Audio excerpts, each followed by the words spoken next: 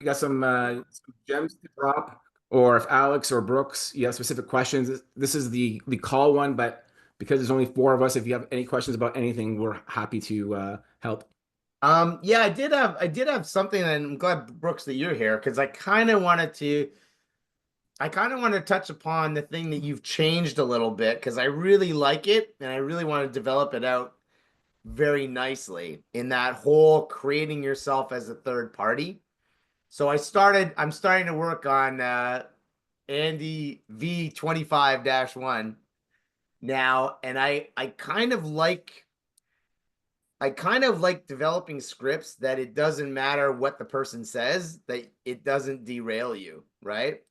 So one of the things, and so my challenge to you, Alex, is you think of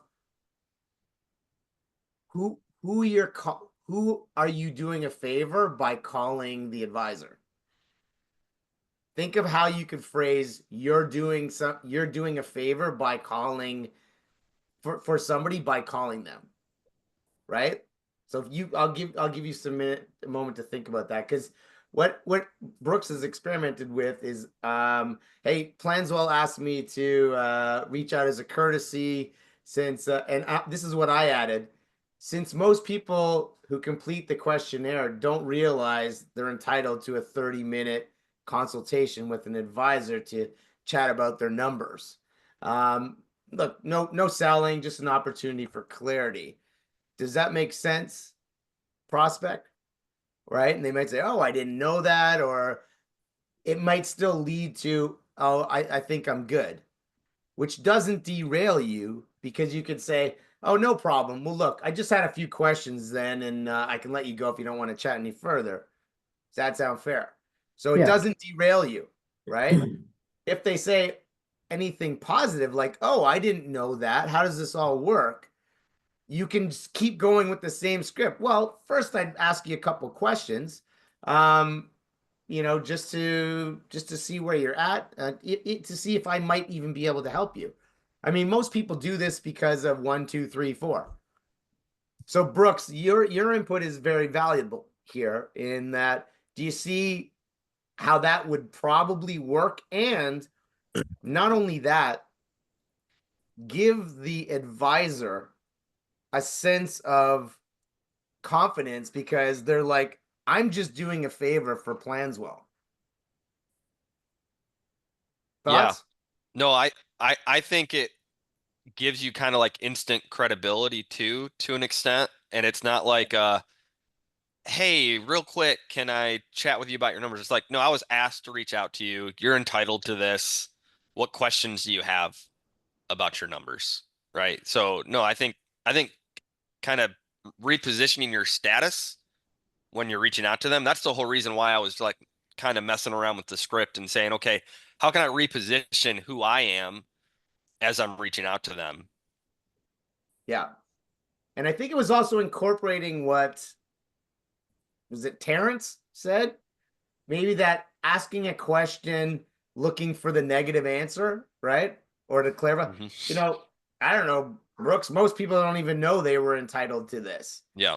right? And you're going to correct me on that and saying, well, yeah, I guess I kind of knew that because there's the book the call button, or no, I didn't know that, which is now a pattern interrupt of like, oh yeah, well that's why I'm calling.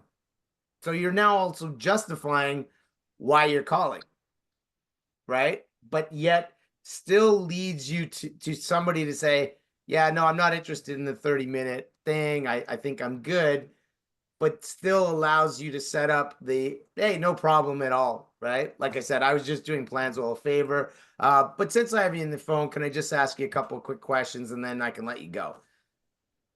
Right? I think that makes that even more a logical thing because it seems like you're respecting their time and saying, "Sure, I get it. Hey, listen, no skin off my nose. I'm just doing what Planswell asked me to do." Right? Yeah. If you don't want to talk, that's fine. Why should I feel any way about it? Right? And so I'm thinking of some of the advisors that come into those sessions that are seem just so nervous about the fear of rejection or the the people with the whole I didn't know this or I wasn't expecting a call, and just giving the confidence to say, look, if you have an answer for everything that somebody's going to say, which is only going to be a number of like 5 or 10 things maximum, you're going to get so much further. And I know, and I get reminded of this because I don't know about the rest of you, but I encourage you to do this. Whenever you get a cold call calling you, pick up the phone. I'm serious. Pick up the phone and see how that person handles it. So I had Grant Cardone University call me yesterday, right? And the guy was just like, yeah, hey, it's, Earl from Grant Cardone University. How you doing? Kind of thing. And I was like, I'm okay. The typical thing. But he was pretty chill, pretty confident. And he's like, yeah, just wanted to circle back. Looks like you were you did something with us before, and just want to see how things are going with sales in your company and stuff like that. And I was like, yeah, pretty good, kind of thing. And I even told him, I said, look, me and my team did Grant Cardone University like 3 years ago, and it sucked. Right? I was like, I knew more than the guy that was leading it. Right? Ouch. It wasn't worth it. And he said, yeah, I mean, I understand that happens. Did you know that we have other things? Right? And I was like, well, no, I didn't, which was a great thing to ask. Yeah, Eramos. I was gonna say, sorry to interrupt, but you notice what he did, right? Whatever your answer is, he agrees with you. There's no argument, right? And I keep telling people, first of all, you can never win an argument, so stop arguing. And if you're always agreeable, then there's nothing to argue about. You know what I mean? So I forgot my own saying here, Andy. It's yeah, you can. What's my saying? About what? Normally you say you can't get in an argument when the person keeps agreeing with you. Oh, that's it, right? Yeah, you can't have an argument if you can't have an argument with someone who's constantly agreeing with you. That's it. Yeah. We used to train some people in timeshare. I actually forbade them. There were a group of managers. I forbade them from using the word no in their communication with people. So they had to remove the word no. And they always had to have, like you said, an agreeable yes, yes, I understand, or yes, I agree, or I see what you're saying, yes. But they would I trained them to say yes and never take the word no out, because apparently, I don't know if this is true, but psychologists have studied human behavior, saying that by the age of 5, you've heard the word no like 10,000 times or something like that. And you're conditioned already negatively from the age of 5. So if that's true, it's such a normal thing to say no, or just to say no first before you even think. Well, Alex, it's funny you say that. It's funny you say that because Chris Voss has an exact opposite. Oh, did he? Opinion to that. No. He's like, you go for no because of that reason. People are programmed to say no. They feel more comfortable saying no. Yeah. So you ask them questions that no actually is a yes. Right? Are you against talking to me for 2 minutes to see if I can maybe change your life? Well, no. But because you don't want to seem like an idiot. Yeah. But you feel comfortable saying, well, no. Right? Because yes means more like you've made a decision or a committal, and no seems like you're in control still. Right? So there's definitely merit to going for the no, right? And even with statements like, and Brooks, I'm not sure if I'm not sure if you use it in your script about the whole bad time, but I like the things of like, did I call you at the worst possible time ever that I could have called you? Well, no. My house could be on fire or whatever, but if you think about it, somebody's likely not to say, yes, you called me at the worst possible time that you ever could have called me today. So when they say no, they're giving you a green light to be like, oh, okay, great. Well, I'm going to keep it quick anyway.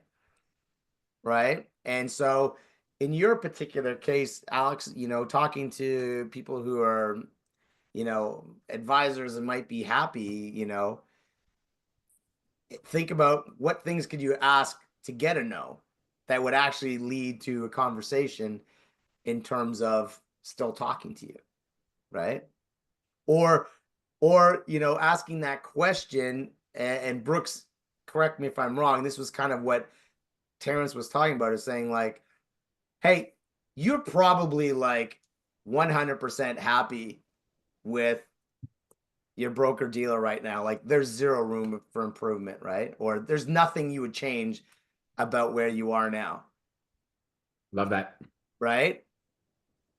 Because now the person's like, well, I mean, I wouldn't say it's perfect.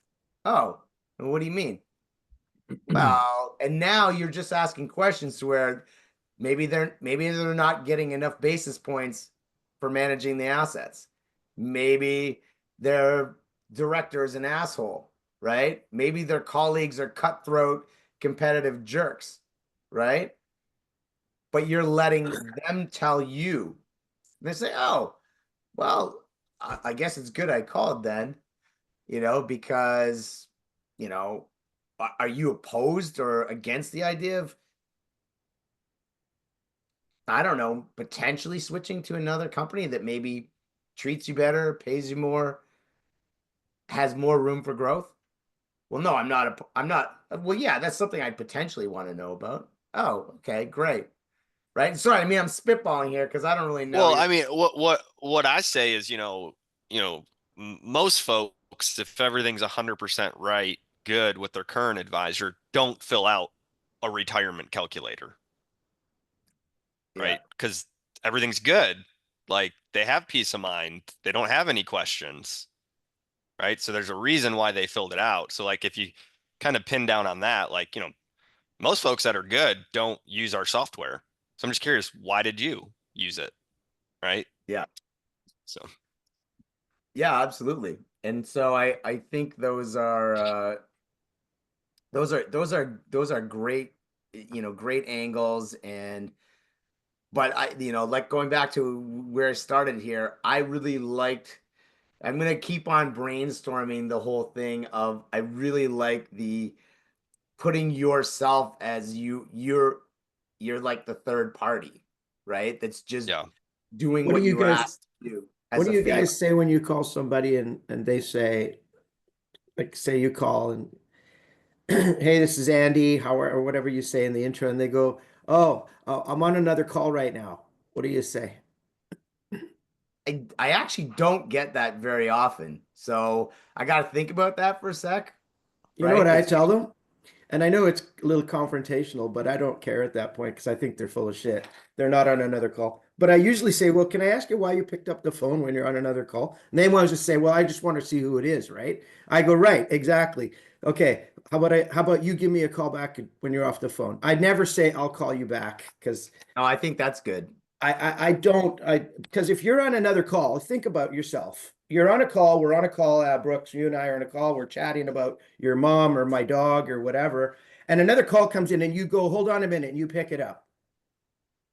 I think you're a bit rude, right? A little bit, because if you're so hungry that you're gonna go, let me go take another call just to see who it is, you must be broke to some degree. You tell me you're desperate or something, because unless it's your lawyer, your doctor, like I got a call, I was in a meeting yesterday. It was a cop friend of mine. I mean, good friend. It was a friendly call, but I know this guy's super busy. I had to leave the meeting to take the call. And, in those situations, I came back and said, I do apologize. It was a guy that was formerly a police officer. I had to take the call. And they go, what's the matter? Are you in trouble? No, don't worry about it. It's a friendly call. In other words, you're in trouble. No, I didn't say. Yeah. I'm just having fun with people. I think the phone call, I make a lot of mistakes. I do, but they're usually easy to recover because I try to stay quite light, but yeah. So I get a lot of good objections I get a lot of good ones. I get a lot of interesting ones. Yeah, well, if you want to shoot, if you want to, when you have those, shoot those ahead. Yeah, so yeah, I yeah. have some time to think about it because I could you're send in these guys- you're in a related but unrelated. I could send you an email, like sometimes, or almost I could send you a quick email, Sure. like some of the good objections I get. Yeah. I'll post them in school, man. We really want to kick everybody's Yeah, ass. and- I know everyone You're keeps sending doing me stuff in texts and school. emails, and no one puts anything in the school. Yeah, it's like put shit in the school. That's what it's Oh, there yeah, for, right. right? Just put Is it there right an in there. app for school too? Can you download it? Is there an app on there for your phone? Yeah. Yep. There is? Okay. Yeah. Yeah, it's awesome, man. Because you could be honestly like Nick, you could be in a situation where you're like, "Oh fuck me, what do I say?" And you post it in there, right? And you might get a response from one of us going like, "Hey, I suggest doing this," right? Or I'm free right now. Give me a call. So this is right? one guy I called yesterday. I called from my phone, and my phone says Alex on it, right? And the guy, I call the guy, and he goes, "Oh," he picks up. He goes, "Hey, Alex, how you doing?" I go, "Good, good, good." He goes, "I go, you're pretty good. How'd you know it was me?" He goes, "Well, you're just in my office. Isn't this Alex from some other group? You know, some other." That's awesome. I said, "Yeah, it is. How are you? Did you send me that wire?" No, I said, "No, it's not me. It's not. It's a different Alex. Actually, I programmed my phone to." Oh, really great. So it was quite an interesting icebreaker, let's say, and ended up having a pretty good conversation with him. That's funny. Well, Brooks, I certainly find with you, and you can correct me if I'm wrong. I think you're more at the stage now where you're kind of just having fun with it, right? Like, I think I try to keep it like it's really still a mindset that I need to prepare myself because I know, okay, I need to prepare myself for like, here's the call. I might get a rejection, so just be cool about it and take a deep breath and make that call. And I really do try to go with quality calls versus trying to sit here and going to make 100 calls today. I don't even have time to make 100 anymore. Like yesterday, maybe I made maybe 12. It's nothing. I mean, but it was a good 12. So, yeah. and then I deliberately logged off just because I just don't want to burn myself out because I had a busy Tuesdays is my worst day for other stuff I do. And then I left energy in myself for the next day and the next day and try to really stay on a high for like a, what do you call it? Like a high performance kind of mentality where I eat well. I try to stay, I'm not exercising enough. I know that, but there's other things that affect my calling is that I get, distracted with things I need to do to take care of myself, so to speak. And almost your best philosophy you've got is get up early and do it. Just get up early in the morning and get it done like at 5 o'clock. Yeah. And I'm like, yeah. I know Ermos corrected me the other day on a meeting or something and said, no, I don't get up at 5 o'clock or 4 o'clock because I said, yeah, he's up at 4 o'clock. And he's like, no, I don't. I get up at 5. Yeah. I got a text from Ermos yesterday or Monday, 4 a.m. I know. I have proof. You didn't Sometimes I just wake wake up up at 4 and text me either. Right? But Nick, why don't you chime in? Like, what are some of the things that are happening with calls and shit that people are saying, or what you're not getting past, or Yeah, I would say, Alex, I had that exact scenario where somebody answered a phone. Like I've actually had it like 4 or 5 times too myself. It's really weird. Like, and I could tell this guy was actually in a meeting because you heard the Zoom or like the virtual meeting I playing know. in the background at like there's a bunch of people talking. He's talking to me, and he's like, "Sorry," and I'm trying to be like a little vague. I'm doing like the Jeremy Minor thing, like acting confused and like trying to play it off as like I'm not a salesperson calling, and he wasn't like comprehending, and so I just finally came out with it as like, dude, I'm calling from Planswell, in regards to the retirement calculator. It's like, oh, bro. He's like, I don't have time for this right now. He's like, I'm in a meeting. And I'm like, what are you doing? well, Nick, I will tell you on that one, and this is out of Jeremy Miner's playbook, is to kind of say, hey, sure, we could talk later. When would you be available, or when would you like to talk again, just to make sure I'm available at that time? Right. That's a good one. Yeah. Right? Because one of the things that I love about Jeremy Miner, and I believe 100%, you cannot lower your status Mhm. right? They and you hear me say this on webinars all the time. We are the ones with the value, Yeah. right? We are the ones that are calling to change people's lives financially.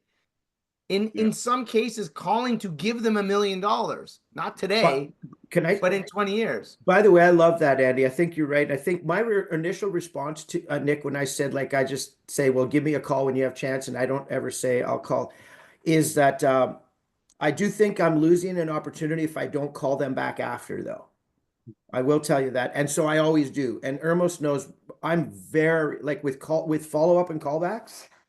I mean, I would challenge anyone. There's nobody as probably disciplined when it comes to follow-up and callbacks. I'm meticulous. I write dates down. I write times down. I have it plugged into 4 phones. I have calendars. I have 5 calendars in my house. Everywhere I go, even my bathroom. I'm serious. I put 5 calendars in my house, and I have them in the kitchen, the bedroom, the bathroom, I have them, and then my phone. So if John said, I can't do this right now, call me back, and I say, okay, give me a call back when you're done, John. I sound like I don't give a shit, but I do. So I call him back in 4 days at 3 p.m., the exact same time that he picked up. Then when I call him back, I say, John, remember last time I called on Thursday at 6 o'clock or Monday at 1 o'clock and you picked up, you were in a meeting? And he goes, holy, who's this fucking asshole? And I'm like, remember, I'm the same guy. Oh, yeah. Well, I can't take the call right now. Hey, no problem. I'll tell you what, let's talk in a few days. And I let it go again. And I always like, let them know you're not like, and I do like you said, never lower your status because we are bringing value. They don't know it yet, Yeah. kind of believe that myself too. And even though not everybody likes what we're doing, I just think it's because they're uninformed for the most part. Well, listen, I could tell you, I don't want to speak for Ermos, but I could never be doing like sales coaching and motivation for some crap Yeah. product, right? That everybody didn't need. Yeah. And because people, I used to be in operations. People said, "Oh, you should be in sales, Andy," and I was like, "Why? Do I sound pushy?" Right? And it's like, no, you seem interested in people. You like chatting, and the customers of the company like you and stuff. And I was like, ew. But sales, I was like, first of all, I could never sell anything that I didn't believe in. And I really don't think I could get excited about selling something that didn't add value to somebody else's life, which is why Planswell was immediately struck a chord with me, right? I believed in that mission to make, good financial planning and financial advice accessible to everybody, not just the wealthiest of the wealthy.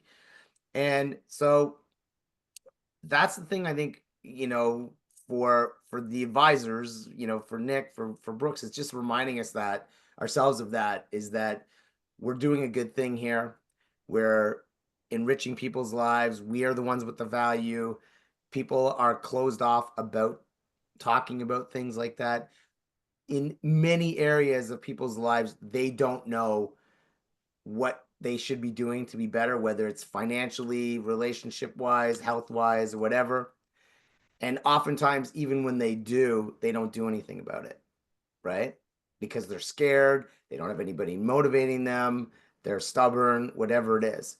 My favorite people to win over is actually do-it-yourselfers, right? That to me is the most satisfying person to convert into a client, right? Because those are people that think they know everything, right? They're know-it-alls versus the person who admits they don't know anything and that they need the help. So you got to think it's harder. But what's interesting, and I hadn't really thought about this, I would say if you had to ask me in my career, and I'd be curious for you guys to answer this too, would you say the majority of people that you've converted into clients were in the completely financially illiterate basket, the intermediate kind of knowledge, or the advanced? If you had to narrow it down to those 3 buckets, which would it be? I would say intermediate. Okay. Nick? I would agree with that. I would say intermediate. Ermos? Same. Alex, you were an advisor?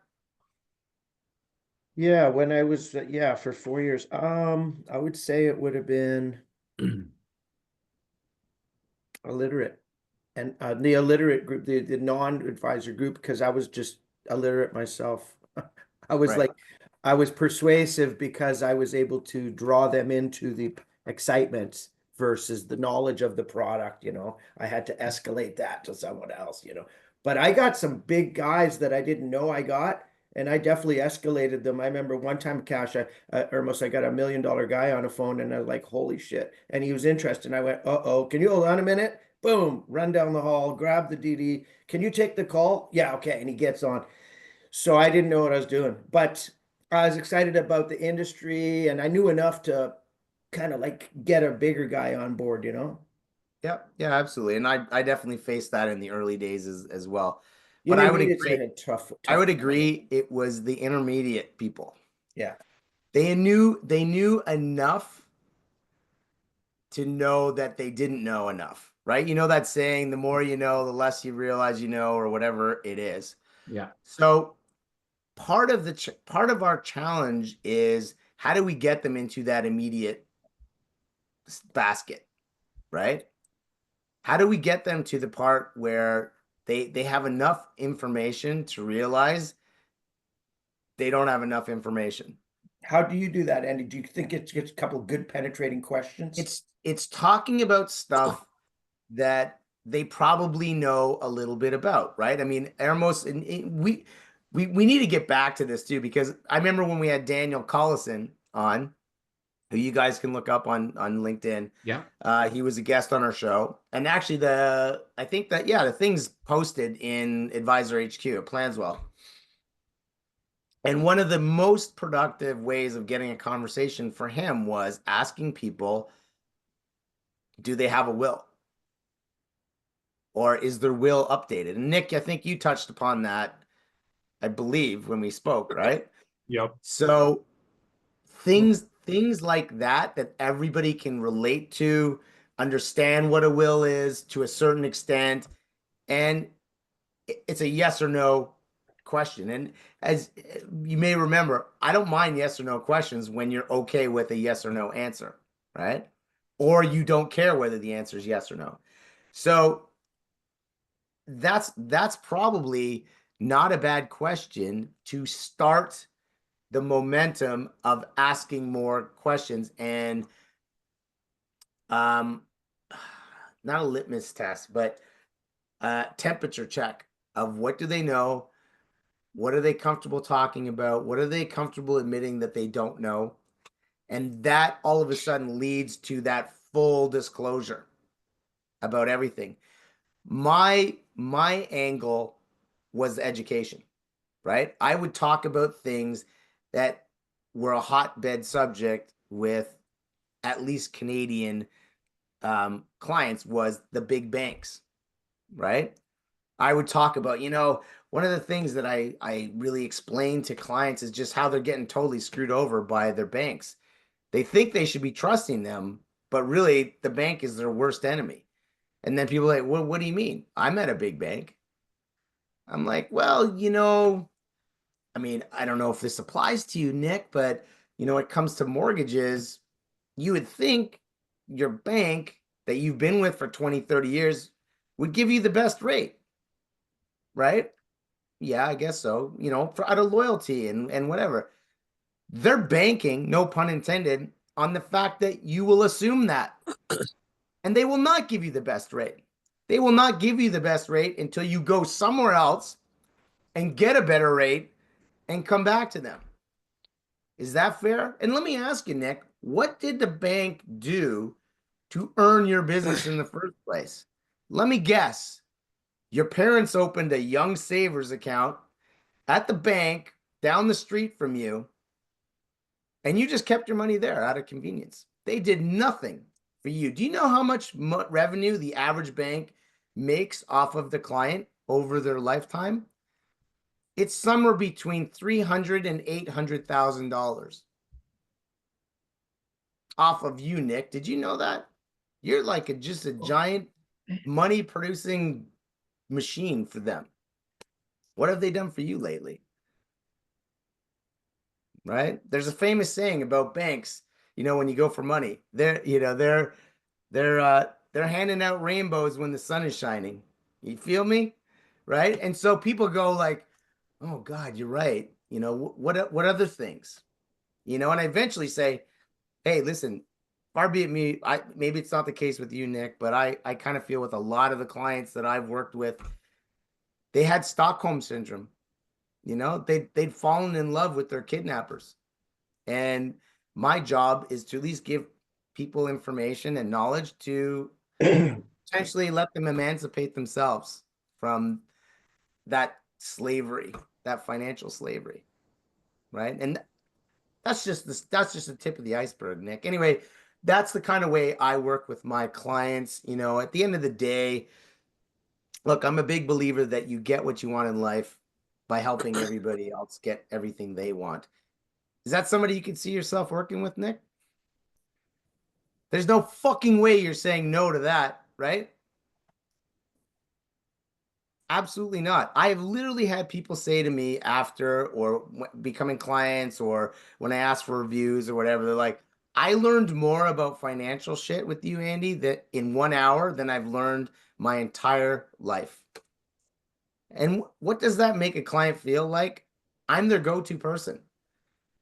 They feel comfortable asking me a question. I'm building that wall around them, right? So to bring this full circle back, I'm kind of saying it's why asking those questions and what would you like to learn more about is really a great angle. Because even if somebody has an advisor and you could get to that question, hey, what are some things you'd like to learn more about?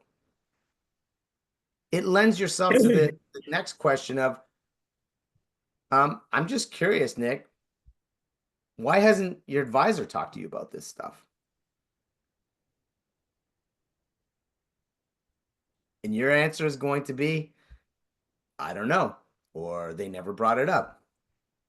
What do you think the consequences of that are? Like never talking about tax reduction strategy. What do you think the consequences of that are? I don't know. I'm paying too much tax. Yeah, that's one thing. What else? Right?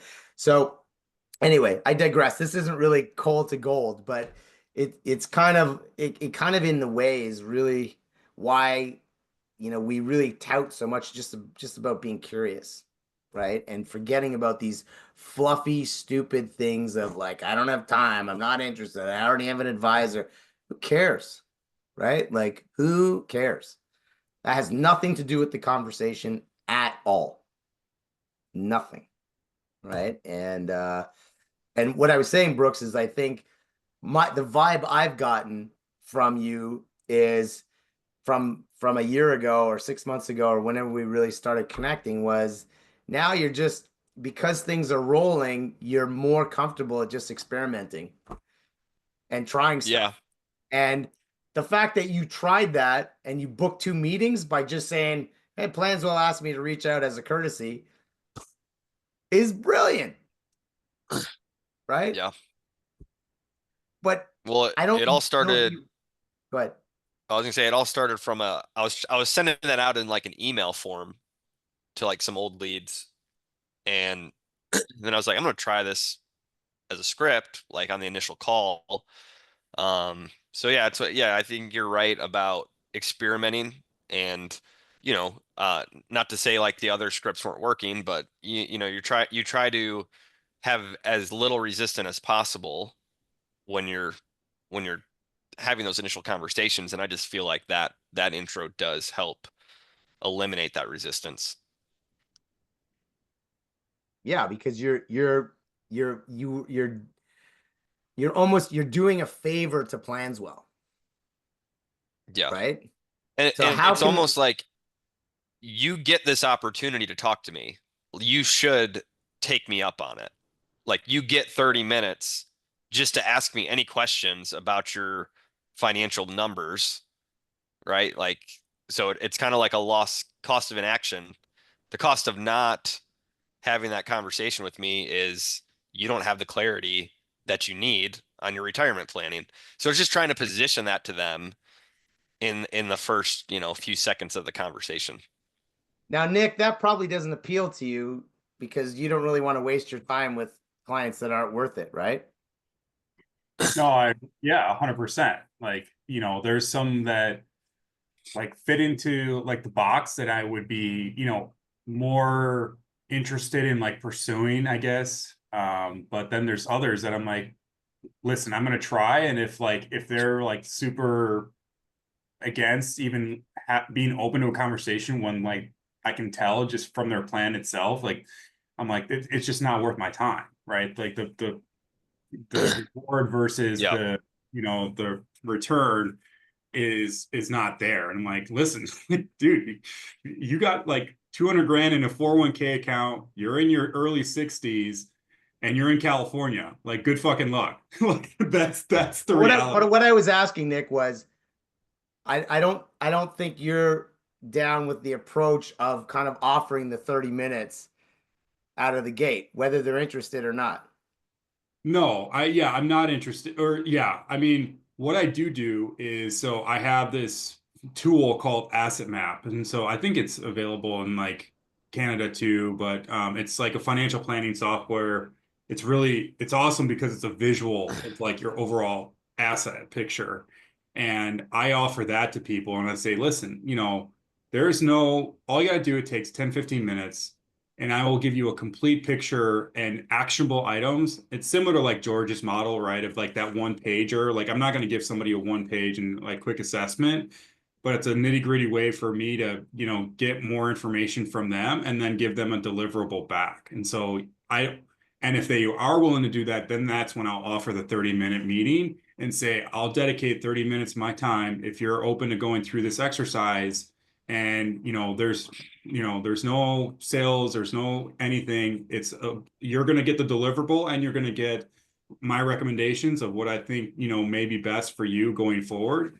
If you're open to that, and then, leave it at that. And like 9 times out of 10, they're going to take you up on it. Right. And I would say a handful of them come back to me because there are things that there's a ton of gaps. And so, yeah, so I think that Well, that's my only caution there is, Nick, is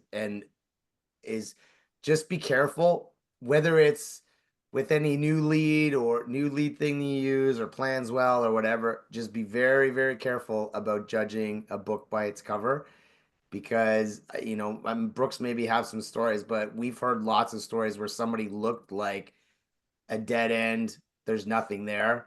This is a waste of my time, to being a massive client. So I'm just saying, be careful. I think Okay. Brooks has mentioned this before. My biggest client had $1 million left off of his Planswell numbers that he put in. Wow. Oh, wow. So and the whole 30-minute thing, it's not about the 30-minute consultation. It's like, have a chat with me is all it's supposed to do. So like when you start with that intro of, yeah, you're entitled to like just a 30-minute consultation with me, Oh, give you an right then opportunity and to give you there. some clarity. Yeah, Right it's then like, and do you there. want to do that now? Yeah, like, do you want to do that now or another time? And it doesn't have to be like, it's just a conversation. It's not a in-depth analysis or anything like that. It's just an opportunity for me to ask questions. And then after that, I'll know, like, do I need to send them some more planning tools? Do I need to have a second meeting with them or anything like that? So the whole idea is breaking down all the barriers of, I'm busy, I have an advisor, I don't want to chat with you. It's like, hey, you're entitled to this. Like, do you want to take that opportunity up or not? Like, that's the whole idea in my head when I came up with that. Yeah, or even just do you want to do that now, or do you want to schedule that Yeah. later? Type of Yeah. thing. Do you want to do And that then now when or somebody do you says, want to do I it don't on want to Tuesday? do it Yeah. later either, right? Just Oh, Yeah. I know. question. So that, I just have a question. 30 minutes meaning like, because I know even in the paralegal industry and the legal industry, Law Society of Ontario, like I had my parents passed away. I had a couple of years down and I took my paralegal course. Everyone's entitled to 30-minute free consultation, I'm just wondering why 30, like why? you could say 15 minutes. Yeah, You I could guess say, that's I what know I'm a guy, I saying. know a guy that says an hour. I guess what I'm saying with But Nick, I kind of like Nick's approach because it's kind of less like, today everybody's so stupid. I'm shocked at how basically like wrapped up people are in their social media world. I just say like I would just go with, personally, I would go with a couple of minutes quick assessment. I wouldn't even number it because everyone's got this thing 30 in their mind. 30, the legal industry, the financial industry, and everyone's like 30, 30. And it's like, I'm totally a rebel. Like I totally, if that's the way it goes, I usually go the other way. And language wise, I totally am very like, yeah, I guess I kind of just. Sure, you can experiment with it. Yeah. Like I don't think that's really, The and maybe issue, it yeah. is. I don't think it's really relevant. The whole idea Yeah. is you get an opportunity to chat with me, a fiduciary in Yeah. your area because you completed the survey. Do you want to have that conversation now or do you want to have it later? Like Yeah. that's the whole idea behind it. Yeah, think it's no, I really know. I comes just down stay away to- from, I just personally myself, I just kind of like go with less industry jargon, basically. That's kind of. Sure. No, that's fair. But the reality of it is that you can't give a financial assessment that's worth anything in 5 minutes or 10 minutes, right? No. Even 30 minutes. But the point is Yeah, that yeah, you ask for 30 minutes and then you explain, well, it's not really a deep dive. It's just finding out what Yeah. you want and whatever, so that the numbers can even make sense to it's a me. great right? opportunity to I always share. book. Yeah, I book an hour. Now it's funny because I never preach an hour in any of the Planswell stuff, but I would always book an hour, right? And I would say I would even recommend booking the 30 minutes, but then saying, "Hey, can I make a suggestion? yeah, Why don't we? I don't have any appointment after this. May I suggest that we book the 60 minutes just in case? If we need it, it's there. If we don't need it, yeah. I mean, you get more worries. when you ask more too, right? You ask Right. less. But when you ask the prospect, do they think that's a good idea? And especially if you add a because statement to it. The reason I say this is because sometimes we're really getting flow and momentum and things are happening, and then I have to cut them short at 30 minutes, and I hate doing that. So for that reason, does it make sense, Nick, that maybe we book 60 minutes and then if 30 is all we can do, so be it. Are you open to that? Or Do you're you agree opposed to that that makes sense? Right? And if I just gave a statement that would make sense to Nick, Yeah, and then I ask him, does that make sense? He's going to say, yeah, that makes sense. But at that point, it seems like it's Nick's idea. Right? Or at least that Nick feels like that's a good idea. like he's made Right? the decision. Yeah, yeah. So all of this really comes down to getting the prospect to think that what you want is their idea. Right? That you're guiding in that path, that this is a no-brainer for them, and it just makes sense to do this because of the way that you've asked the questions and all this stuff. And Nick, you're pretty familiar, it seems, with the whole Jeremy Minor thing. It's why I keep on saying use the words like might and potentially and possibly, because it really does soften all of it. Hey, look, Nick, I know you're busy. I caught you at a worse time. I mean, let me ask you this and I'll let you go. If there were a way that you could get on a better path financially or save thousands of dollars a year in taxes, would that be something you'd potentially want to learn more about? Right? Yeah, you tell them the solution. You tell them the solution, and no one's going to say no to that, right? Like, right? oh no, I Well, don't. I I'm don't just want to showing say the taxes. value. Yeah, and I'm not saying, do you want to talk to me again? Do you want to book a call?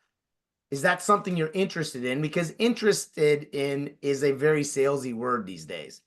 Would that be something you're interested in? But saying, if there were a way, well, if I'm the way, of course I'm saying that, but I'm saying if there were a way that you could pretend, and this is not Jeremy Minor, by the way, would that be something you potentially, want to learn more about? Well, yeah, I guess so. Okay, great. I know you can't talk right now. I've got my calendar open. When later today, you got like 5 minutes? so I can mark it in my calendar. Or you tell me when you're available, Nick, just to see if I'm even available at that time. Does that mean a guarantee? No. But the likelihood is I planted the seed that it's only going to be 5 minutes. And you said to yourself, that'd be something you potentially want to, you said that basically in your own words by agreeing with what my statement was. So you're probably going to pick up, or there's a good chance that you're going to pick up. And I also have a legitimate reason to keep reaching out to you, Nick, because you told me learning about tax reduction strategies and how to supercharge your retirement plan is something you potentially want to learn about. So all I'm doing is responding to what you told me you wanted or what you were interested in. Do I feel any way about calling you back 20 times? Absolutely not. It was your idea, right? So anyway, You- we Andy, didn't really. Sorry. What is the strategy for people that you do your intro with, and you try to get them to at least talk to you, and then they immediately hang up on you? Like, do you have follow-up for those individuals? Like what I have been doing in the past or like what I'm currently doing, I guess, is like for the people that you barely get into it and they hang up the phone, and like even on the introduction, I'll send them a follow-up email and say, hey, I totally understand it was an unexpected call. I make it very casual to try to, see like, hey, I'm a human, and like, I'm not trying to sell you anything. And then I'll still get pushback from some people, like, do not contact me again. Because they'll say like, don't call me again. And I'll say, okay, well, that doesn't mean that I can't email you. So then That's right. email. And then so I'll email them, and then they'll say like, don't email me, and then that's when I like officially will not reach out to them again. But for those that may hang up, but then they don't say necessarily like, don't call me or don't email me, what is like an effective strategy for continuing to try to connect with those individuals? Well, I'll let Brooks answer that, but I send an email apologizing for hanging up on them. And the other thing, if I don't do that, I just call them back 2 weeks later, because they're Yeah. likely not going to remember call, and I would say- especially if I did catch them at the bad time, they're not going to remember. Sorry, Brooksy. Yeah. I would say, yeah, call them in a couple weeks. If you have like a weekly email drip, put them in that. It could just be poor timing, and it might be someone you don't end up having a good conversation with for 4 or 5 months down the road. I don't give a lot of time to people that are rude to me and just like brush me off or hang up on me. Like, I'm just kind of on to the next one. Like, I'm not gonna put a lot of energy and time into someone who's just like treats me like that. That's just me personally. I will try to reach out to him down the road, but it's not something that I'm gonna have on the forefront of how can I get in front of this guy? How can I contact them? So like, go in my email drip campaign. I'll see if you open it. I'll put you on my calendar to follow up with you in 2-3 weeks, and just kind of go from there. But usually it's just on to the next one if that's how they're going to be.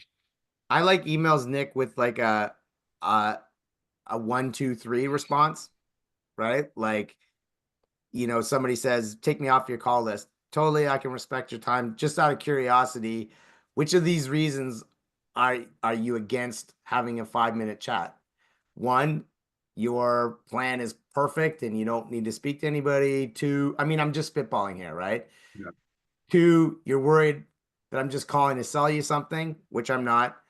And 3, you're like an introvert and you hate talking on the phone, like, or something funny, right? Please Yeah. just respond with the 1, 2, or 3. Thanks in advance for doing this. I appreciate it, because somebody's more likely to hit 1 and enter, or 2 or whatever it is. But that gives you somewhere to go, right? I don't, maybe it's you don't trust financial advisors, right? They hit number 2 was I don't trust financial advisors. Now you got a response. You can respond back saying, oh, fair enough. if I may, I'm curious why do you say that? Is it because of 1, 2, 3, right? And next thing you know, you're having a dialogue, and that person's shield has come down a little bit. It takes a little bit more effort. You have to decide based on, I guess, judging a book by its cover. Is this somebody that you really want to spend the time with, right? Right. But I don't really know. And I really think the whole idea that, that Sabrina was using was connecting them Yeah. with them on LinkedIn is a really great avenue. Because she got somebody who's told her to go, kiss my ass, don't call me anymore. And that was a $2.7 million client, I think, right, Brooks? Yeah, it was 2.7, $2.3 something million like that. client Yeah, from somebody who told her to F off, Kick rocks is what you say. kick rocks. But that's essentially what happened, right? And all she did was reach out to the woman on LinkedIn. And all of a sudden, LinkedIn was like, kind of think of it this way, right?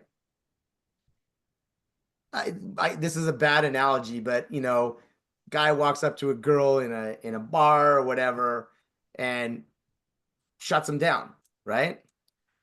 But if she went to a singles event or a speed dating thing, that same guy might have been able to have a conversation because the setting was different. The setting was more acceptable for that type of interaction. Sorry, terrible analogy, I know, but I think you get the idea, right? That one seems like this out of the blue, aggressive type of interaction. And in another environment, it just seems like, well, that should be expected. And I'd be open to that. You think I'd that be open it's to that. like, because I remember that story too, and that was like one of her colleagues did the LinkedIn outreach, so it wasn't actually like her, if I remember correctly, or maybe that was a different scenario. But like, I don't necessarily have like a team, that can do like the LinkedIn outreach on my behalf. That it would be someone different trying to connect. So like, what would be your approach if I initially had somebody tell me to go fuck off or whatever, wasn't receptive to having a conversation, and then subsequently trying to connect with them on LinkedIn? Like, do you think like that's an effective strategy if it's still myself Yes. personally? yes. Yep. Connect Okay. with them. They're not gonna remember you. Like Well, my that pictures, you're my pictures the on my email person that, signature, so they're gonna see the same oh, exact they might, I would still just connect with them. And then like if you're posting content regularly, they'll see the content and they might see something like, oh, really good. I need to learn that. You just never know. Like if you're posting on LinkedIn and you're doing good content, who's absorbing that? And you can So find them, right? And if they're posting, you can comment on their posts, right. right? Now there becomes a little bit more familiarity, right? And you're not doing anything pitchy at all, right? And so yeah, there's different ways to kind of lower that force field. And I can tell you right now, like I don't fall for a lot of this stuff, but that would work on me, right? That would work on me partially because I'd respect the effort, right? If somebody tried to reach me and cold called me a bunch of times and I ignored them and whatever, and then 4 weeks later, I see a connection request from that person or an email or whatever the heck it is with just something of value, for me, I'm going to be like, you know what? Nick's worth giving the time of day to. Like, I'm not just a number. It's Like this flattering guy's too, willing What's to the eh? work for it. level of like creep factor though? Because so I'll give you an example. So there's this one, I recently got a lead, and I know we're on time too, so I'll try to make it quick. But like I looked her up, she gave a fake name. She gave the name Boo Radley from like To Kill a Mockingbird. So like I was like, okay. But very easily I was able to find her pretty easily through LinkedIn, and she just became partner at this law firm, and she's making like sizable income and has very good assets, and pretty young at age too.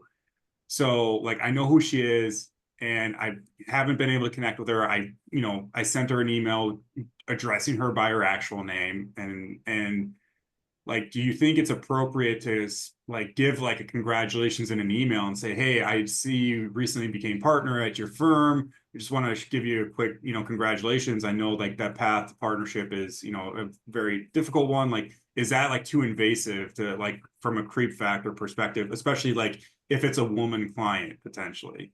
Nick, immediately, I think I'm not being presumptuous in your personality here. Would you be uncomfortable trying to find a To Kill a Mockingbird quote and somehow incorporate that into your email? I love that. It's something that would be Awesome. relevant Yeah, to, that's actually a good idea. Yeah. That's a right? great I idea. almost was going to position it too and say, I'm curious, what made you decide to, put the name in Boo Radley? Like, is like To Kill a Mockingbird your favorite book, or do you resonate with that character? That's okay too. Yeah. That's okay too, but that immediately humanizes you, right? Yeah. No friggin' telemarketer is operating on that level, right? Yeah. That's gonna have somebody go, oh, you know what? He picked up on the Boo Radley thing. Maybe I should check this guy out. Then they go look at your LinkedIn profile because, as you know, she types in your name, your LinkedIn's the first thing coming up, which is why we make such a big deal about a LinkedIn profile. And then she's like, oh, look at that guy. He's got a nice smile. Looks like a nice guy. Like, you know what? You know, this maybe I should answer this email, or maybe the next time this guy calls, I'm not gonna give him the brush off, Yeah. right? Whatever it is, those little things, and I do have some secret surprises for you for Friday, so I'm excited about that. But yeah, just be creative, right? Right. Like, and we all have these. We have this tool, right? We have this AI and GPT to just help us be creative, right? Yeah. Absolutely. I think doing something like that would be great, and she'd respect it. And you land one lawyer, you might be able to get a few more out of her firm, right?